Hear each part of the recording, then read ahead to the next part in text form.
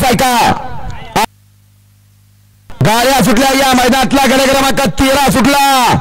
13 पळतोय 13 या ठिकाणी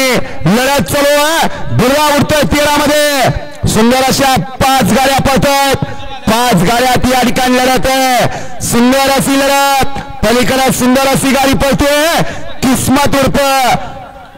खंडूची गाडी खंडू आणि गजा